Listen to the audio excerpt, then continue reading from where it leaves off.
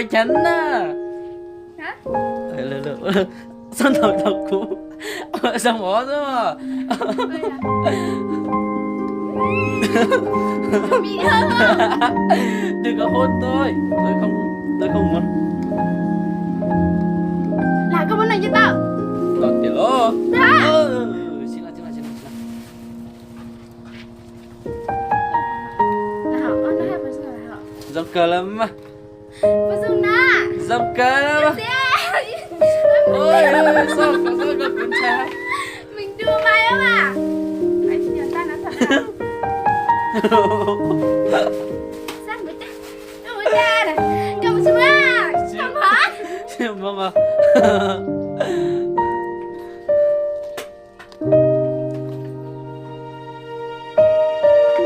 Ôi giời con đến tiền.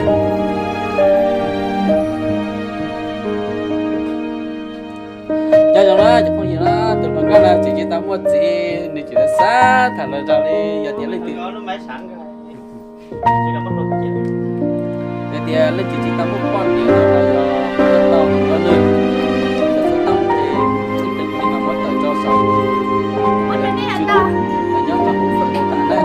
Rồi đấy. Tao sẽ làm cái gì đó ra.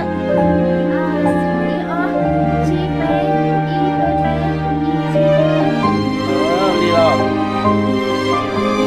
Tao đi. Chúng ta phải coi coi cái luôn. Thì có gì này nó cả thái nè. Được rồi. Và mấy tên nó cũng nhiều đấy hết kìa. Ôi, nín gì hết rồi, chị ru xía mày à. Em nói là mọi chị nói về buổi sáng đi nè. Sắc thơ, cái buổi chồng bên đây đi học đây à. Buổi học đây đó sư ơi. Cái hai đây của họ, đi đâu ạ? Đây muốn đây, mấy tên nào mà học đây đó sư. Về cái đây đây học. Học đây đây rồi. Đây nào. Nhớ chị.